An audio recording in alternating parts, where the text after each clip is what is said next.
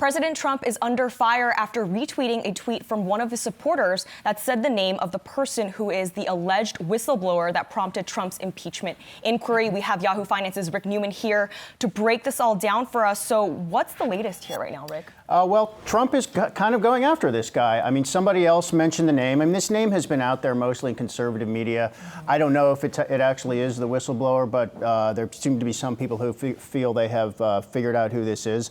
So Trump retweeted the name, and we need to keep in mind here that if you are a whistleblower, there are laws that protect whistleblowers. They are allowed to retain their anonymity, and they are allowed to be free from retaliation. And that is kind of a principle of solid government, good government, which is if somebody sees wrongdoing taking place within the government, there should be a mechanism for them to report this without having to fear retribution. So Trump is trying to retaliate against a whistleblower. That is very clear. And frankly, I think he's kind of doing the same thing that got him into trouble in the first place, which is subverting something that's actually very important about the intelligence community and national security to his own needs, which is to get back at this guy. What could happen to Trump for doing this, for retweeting this tweet? Are there implications to this, to him? I don't know, but let's, could the whistleblower ever have a legal complaint against the president? I'm not a lawyer, obviously, but it seems possible. I mean, what if some harm would come to this person?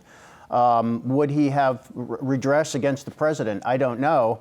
There has been a little bit of grumbling from fellow Republicans over this. I mean, there's actually a committee in the Senate that is meant to sustain the Whistleblower Act and conduct oversight and make sure things go the way they're supposed to go. There has been a little bit of criticism from Republicans, which you don't get often. Most Republicans are limp and speechless as usual, nothing to say. But there are a couple who have criticized Trump for doing this. So maybe Trump will get the message and back off. I mean, the whole, a running question about the Trump presidency is, will there be accountability when he breaks norms, but more importantly, when he arguably breaks the law, which he might be doing in this case? Is there any possibility that this gets wrapped into the impeachment proceedings as the House then prepares to hand things off over to the Senate? Well, it is. It's integral to the impeachment proceedings already, because the whistleblower complaint is the very thing that triggered all the witnesses who came forward and basically validated what we think was the whistleblower was complaining about. What's going to happen in the Senate? I don't think the Senate could call the whistleblower. I mean, that doesn't seem like it's going to happen. In the Senate, of course, Mitch McConnell, the Senate Majority Leader, said he's not particularly interested in calling any witnesses. So the way I see this is Trump wants to kind of keep this guy's name out there. And you have to ask, what does Trump want to happen? Does he want some supporters of his to harass the whistleblower? What exactly does he want to happen? He has said he even wants to meet the person.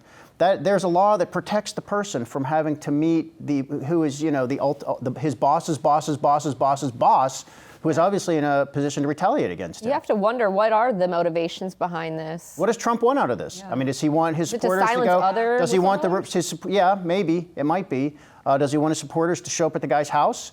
Does he want his people to threaten him? Or does he want to not win 2020, perhaps? Or he's just so pettily pissed off that he can't resist any chance to jab this guy. Rick, thanks for joining us. Sure. Hey investors, Zach Guzman here. Are you interested in learning more about the markets and getting the latest financial news? Well, then click right here to subscribe to our Yahoo Finance YouTube channel. Get the latest up-to-the-minute market analysis, big interviews in the world of finance, and information on how to manage your money every day wherever you are.